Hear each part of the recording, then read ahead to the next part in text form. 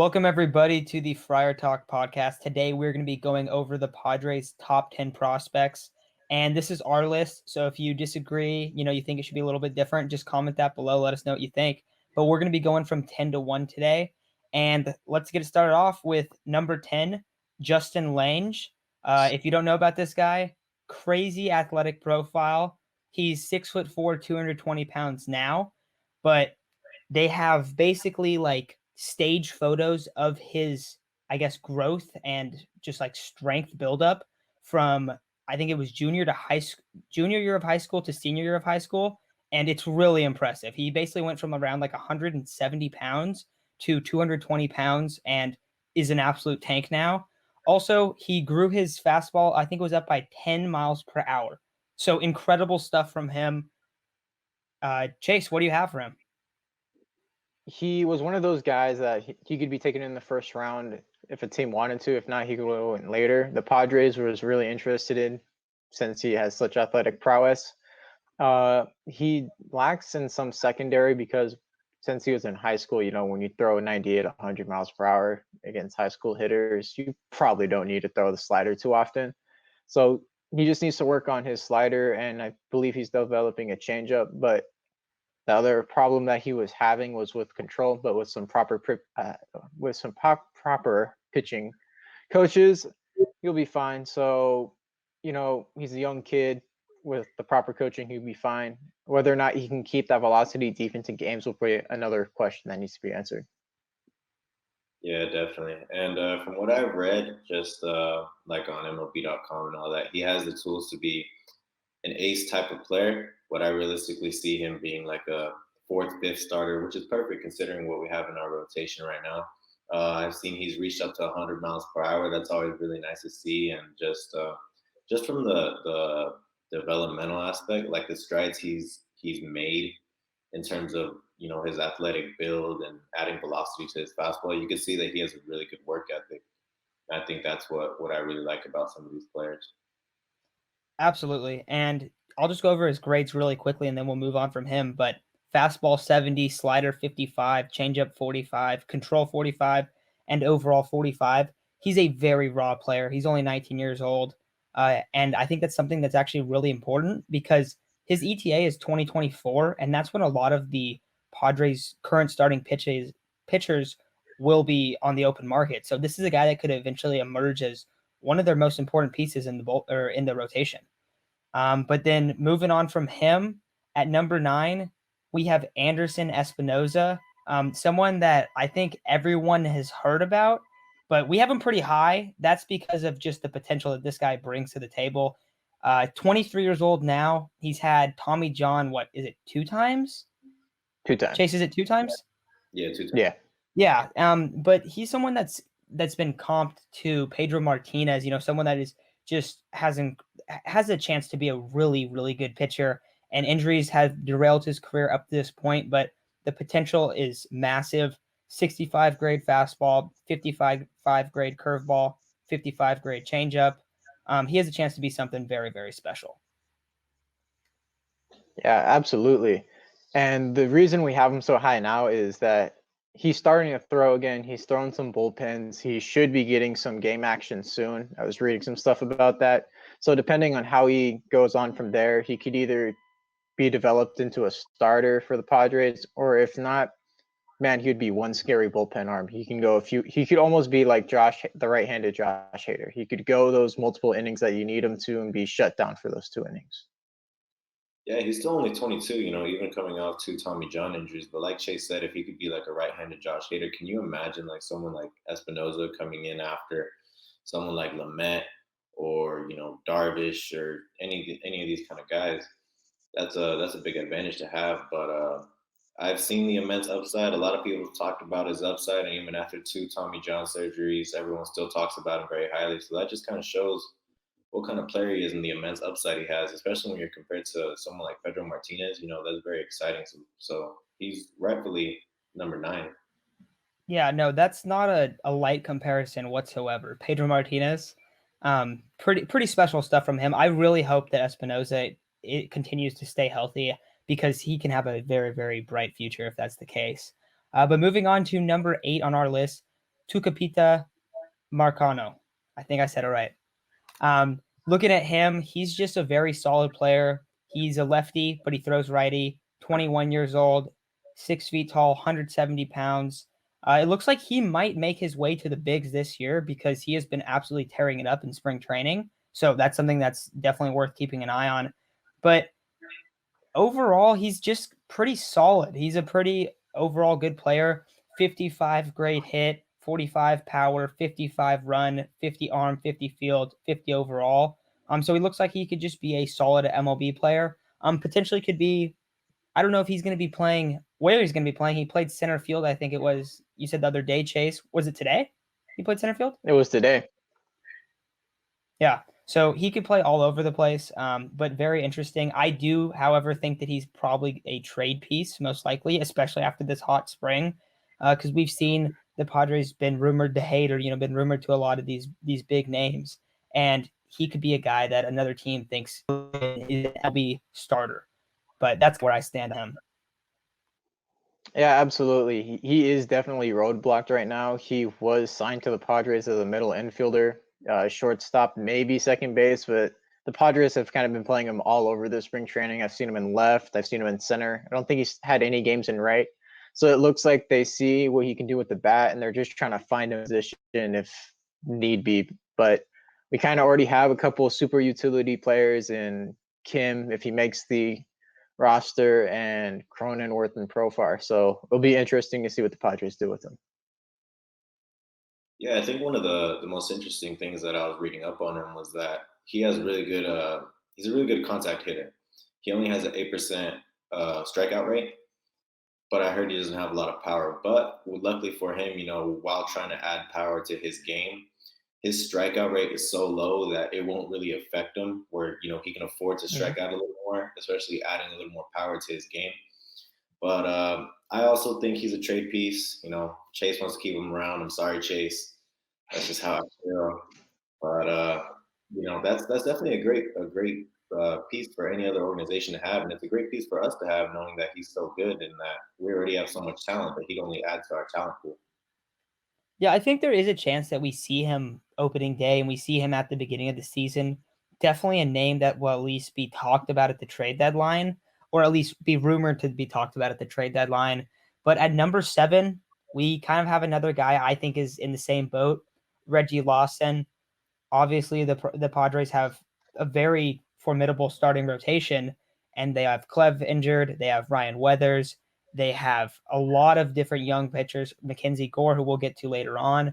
But they have a lot of young starting pitchers, and it seems like Reggie Lawson might end up being the odd man out just because they have this mix of veteran players and then top-end prospects that are also pitchers.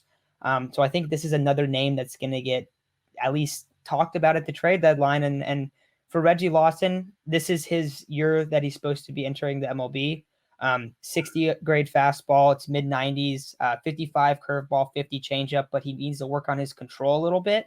And his curveball is mid 70s. So he can become a good starting pitcher, I think. I think he kind of projects as a 3 to 4, maybe a 5 guy if you have a really solid rotation. But this is another guy that's just kind of on the outside looking in. So I do think that he's a guy that's, and this isn't trying to disrespect him, but he's not quite on that very elite level that some of the other prospects are at. And so I think that he's probably going to get moved, and it's going to be a move where it's, the Padres going all in on one of these next few years. Reading about him, you'd see that his ERA isn't the best when you look at it compared to like some of the other top prospects, but they say that he's very inconsistent. He shows very good flashes of brilliance when he starts the pitch right, but then it gets off track.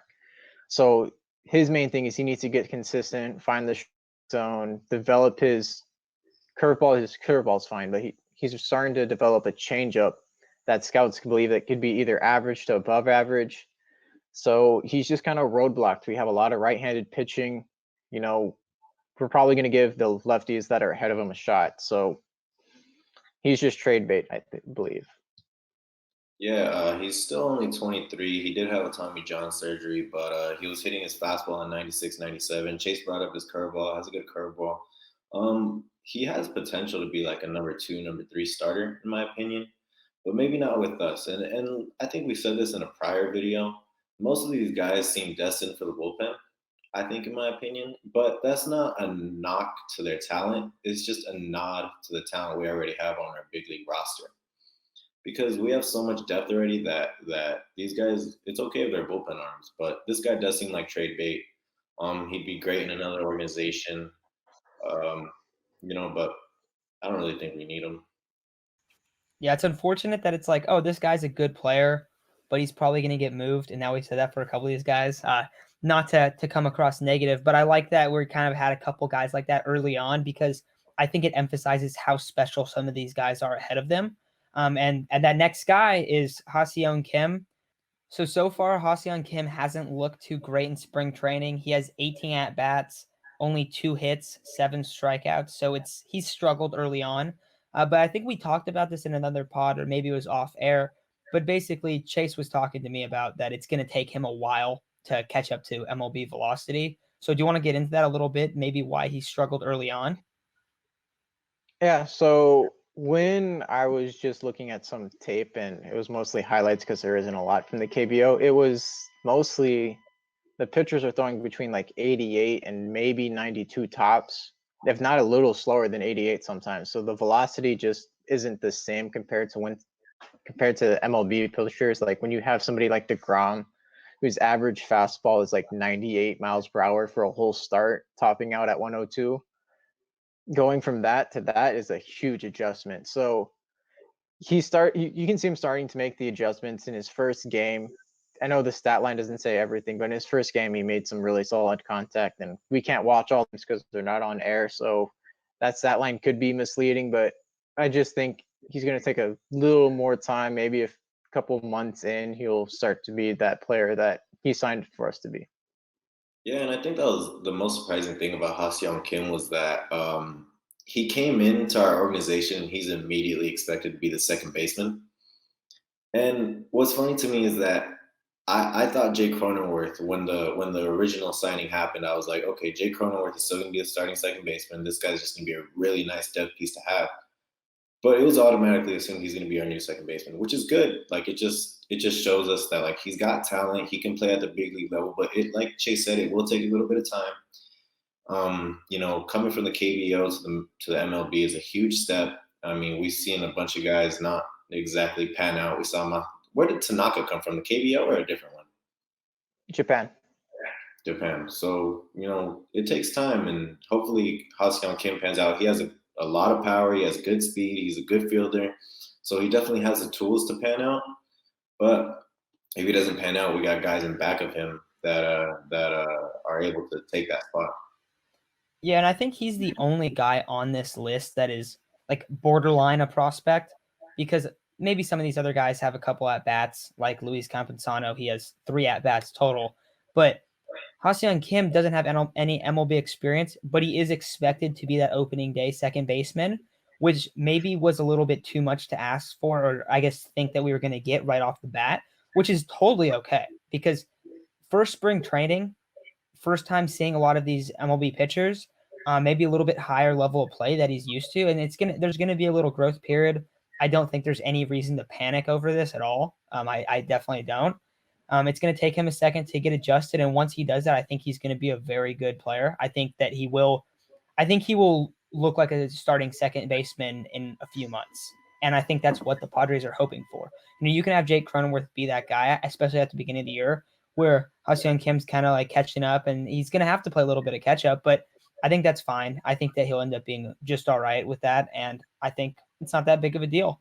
And hopefully we can kind of monitor him a little bit and see how he progresses. But with all that said, let's move to number 5, who is also another player that is in their first spring training and is also struggling a lot, and that is Robert Hassell. So Robert Hassell is in a bit of a different situation than Ha-Seong Kim because Hassell's not expected to start anytime soon. He's only 19 years old, left-handed batter, 6'2", 195 pounds. He potentially can be the future center fielder. I think that the Padres want Trent Grisham to be that guy, but he's a prospect that was taken in the first round in 2020, 8th overall, a lot of draft capital into him. Very exciting player. And the fact that he struggled early on in spring. I mean, he's 19 years old. He was born in 2001. Us three are all very young people, and he's younger than all of us, and that's a big deal too when you start talking about these guys. Like, they're literal kids. He is 19 years old. He's a teenager. So the fact that he's struggled, and Chase, you can get into like how big of these struggles they are because they are massive. But another guy, like, no reason to panic about it. He had 17 at bats so far in spring training, and he has 12 strikeouts. You know, that's a little concerning, but when you look at his age and seeing the level of competition he's facing, you realize, you know what, he's just going to go through some growing pains and he's going to learn what he has to work on. But man, this kid could be an amazing player. He's either going to be probably our center fielder of the future, if not right fielder. Coming into the draft, he was being compared to Bellinger and Yelich, though I'm thinking he's more going to be like the Yelich that he was on the Marlins, which was a really solid player. You know, he was to give you 270, 20 to 25 home runs, 20 spaces. You know, getting that and everyday premium defense in center or right field is all you can ask for, man. Yeah, and relating back to his struggles, you guys brought up that he was 19, but also we drafted him out of high school. So this is like really his first thing. I mean, come on, he's seen like 25, 26, up to like 30 something year olds that are pumping gas at him. Like, it's okay, you know, he's going to strike out a bunch. It's all right. It's going to be an adjustment period.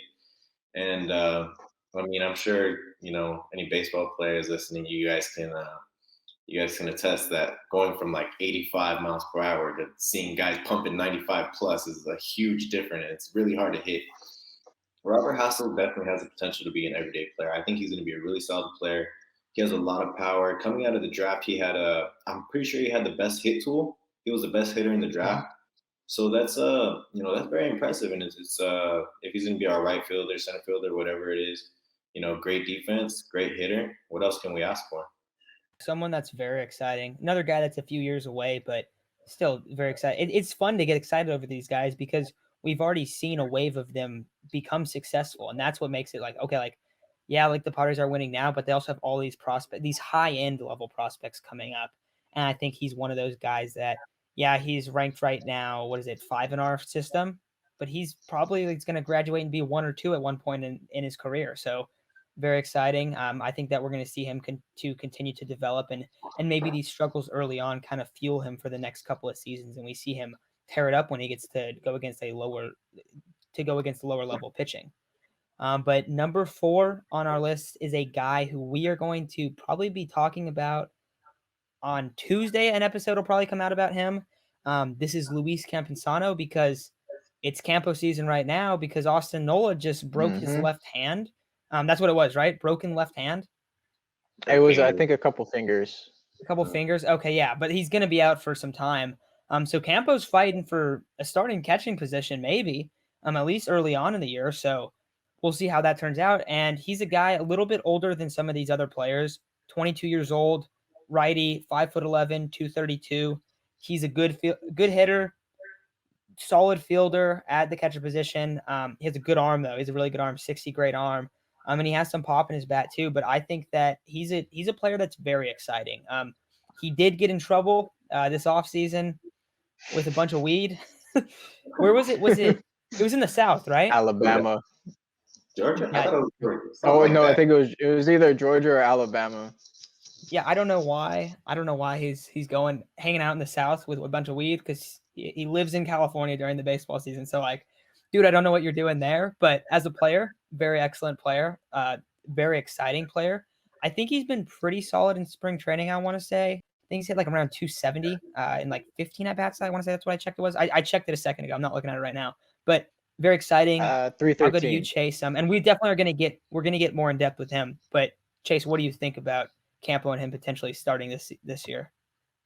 When he starts, he's not going to be catching Yu Darvish. Caratini is Yu Darvish's personal catcher. We kind of traded for him. So it's going to be interesting to see how those two play out because Carat has already been proven to be a pretty solid MLB catcher. And to have Campusano kind of learn from him and Nola. So that's what I kind of see it as. Campusano maybe starting like maybe 1-2 games a week, and then Caratini doing the rest, just so that Campusano gets in action. And then if Campusano then manages to out hit and outproduce Caratini, then he will get that starting job. But I still see that Campusano is kind of be like the underling and learn a little bit more, take it slower into the MLB level. That's how I see it. Yeah, and I just want to throw it out there that we're going from last season going in with Austin Hedges and Francisco Mejia, two guys who felt like, come on, they felt like they were guaranteed outs. They felt like they were guaranteed outs, and now we're going in with Nola and Campy. I mean, Nola's hurt, but later in the season we're gonna have Nola and Campy who are more known to be good hitters. If you guys, any fans listening, if you guys watched last season, you guys saw Campusano made his debut against the A's, and he had 3 at bats. He went yard in one of them, so that's good to see. He has good power. He's going to be a really good hitter. If the DH comes, anytime soon, you could probably see him getting more at bats, whether it be at catcher or at DH, because he's a good hitter.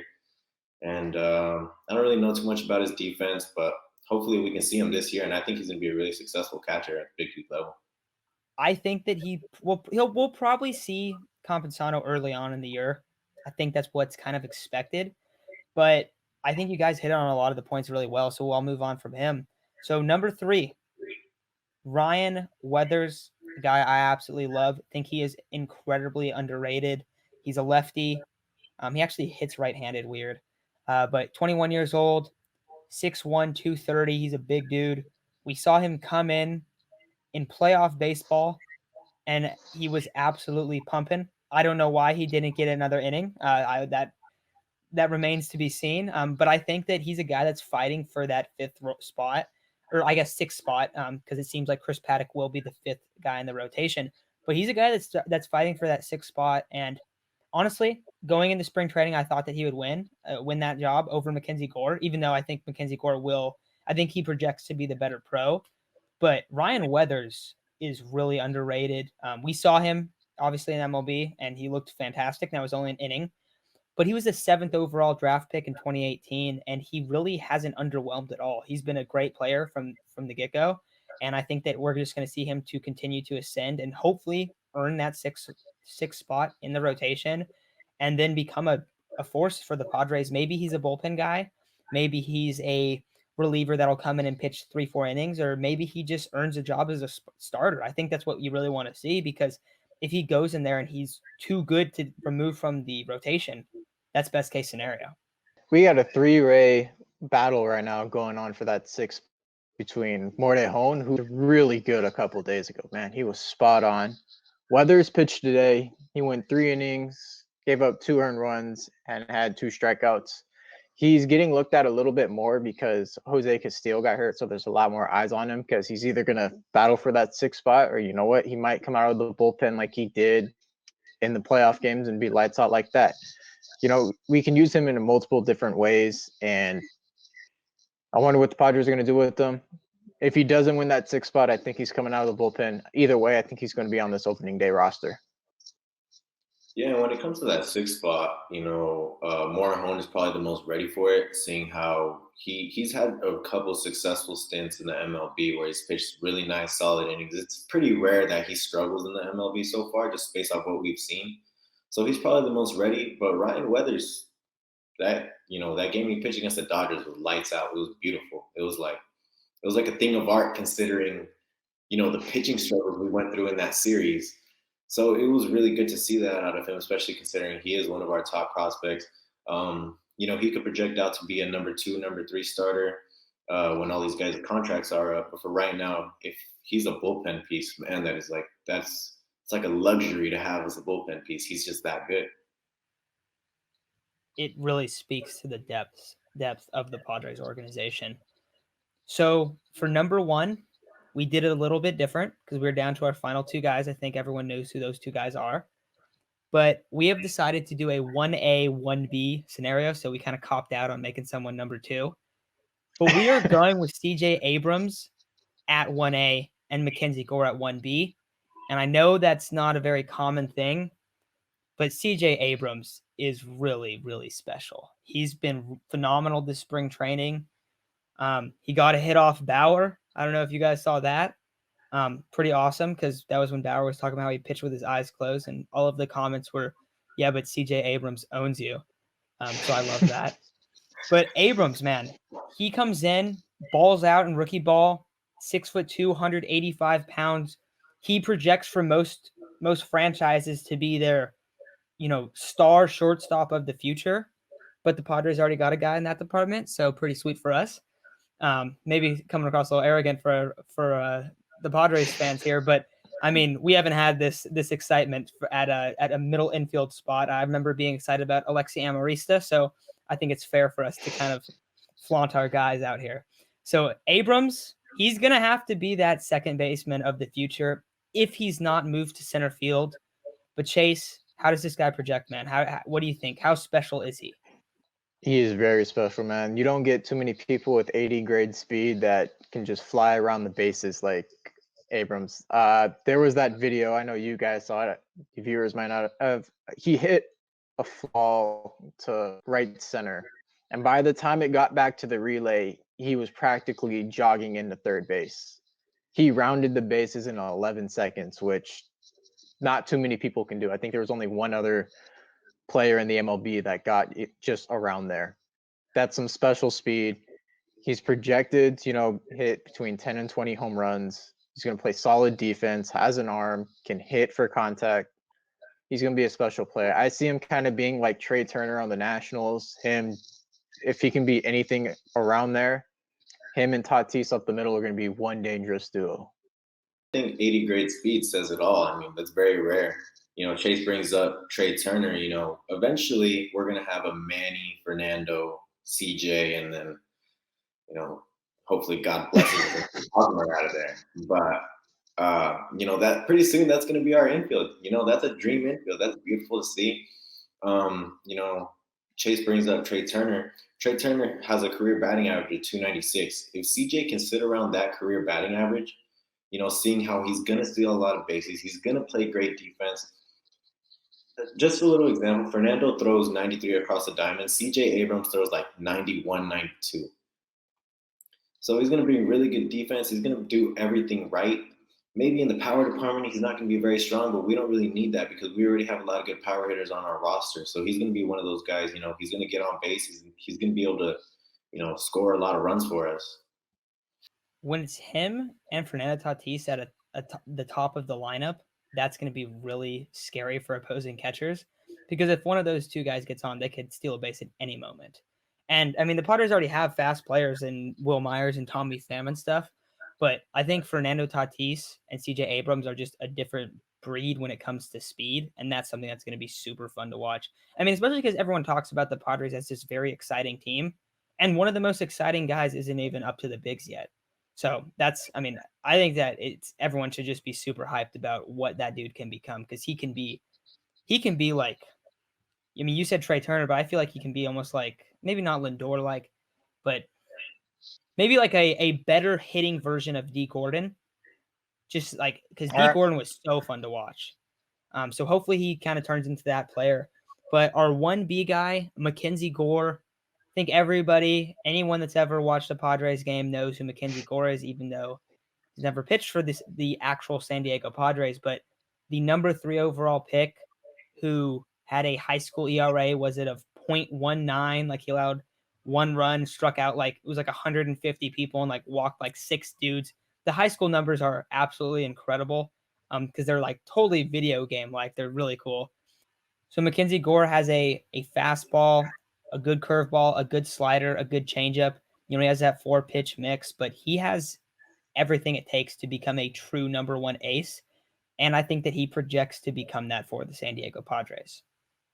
We were all kind of expecting him to come up last year, and then we heard that he had some command issues. His mechanics were kind of wonky. He took all this time to clean him up. He's looked really solid in spring training. So I really think it's between him and Morton Hone to win that 6th spot. And so it's going to be a battle between those two. But if Gore doesn't get it now, man, he's going to be ready for it next year. He's just going to use all this time to refine everything he has. His fastball played really well. He struck out like 4 hitters with it. His curveball looks great. His slider looks great. His changeup's going to be really solid. You know, they compared him to, I believe it was Kershaw coming out of high school. So if he can be anything to what young Kersh was, man, we will have a rotation for the future. That was kind of my bold prediction I was going to say right now, that this is going to be our new Clayton Kershaw. That's pretty much, that's all I really want. I just want to see an ace like that. I just want to see, like, you know, a superstar pitcher that's going to be our Cy Young winner, you know, and I think that's what Mackenzie Gore is going to project out to be. I'm hoping, you know, that's what he is. 4-pitch mix, you know, solid velocity. And even though he does have command issues, and the command issues have shown a little bit in spring training, you know, we got to remember, I'm pretty sure this is his first spring training. You know, so he's just getting acclimated to, you know, the speed of the game, and you know, his command issues are going to fix themselves. He's that good of a pitcher. I definitely think he's going to be our future ace. I like how you said, I just want him to be Clayton Kershaw. I think that speaks to how good of a player he's been talked about, because that's like the guy that he's usually compared to. I think it's mostly because the release looks so similar, but why not, man? Why can't we have a Clayton Kershaw? I'm all for it. Chase, did you kind of want to talk real quick before we head out just about like what the USD camp meant to a guy like Mackenzie Gore? It meant everything to it, man, because all the coaches around him, they had helped him sort out his mechanics, which will help his command issues, will help his velocity, help get a better release for his off speeds. It just helps him progress further than he might a minor league season, where he might have kept making the same mistakes over and over again without a coach really being there to like, hey, this is what you need to fix. This is how we're going to fix it. You're going to get all the sim games you need. If not, during those sim games, we can tell you, all right, hey, look, this looked wrong. We can stop the sim game and do this. You know, just for his growth, it was a huge year for him. Yeah, so that's going to wrap it up for today's episode. But I want to say thanks for everyone who watched. If you liked it, leave a like, leave a comment. If you disagree with our stuff, leave a comment as well. Like, I want to hear what other people think. But if you like this type of content and you're looking for a San Diego Padres channel, make sure to subscribe, do all that stuff. We're going to be posting quite a bit. Hopefully we have something out about Campansano potentially being the Padres starting center come April 1st. But we should have that out in the next couple of days. But this was a fun little, I guess, like playlist that we made for the San Diego Padres top 30. So if this is the first one you saw, we have an 11 through 20. We have a 21 through 30. So make sure to check that out. But thanks again for listening, everybody. And we will talk to you guys soon.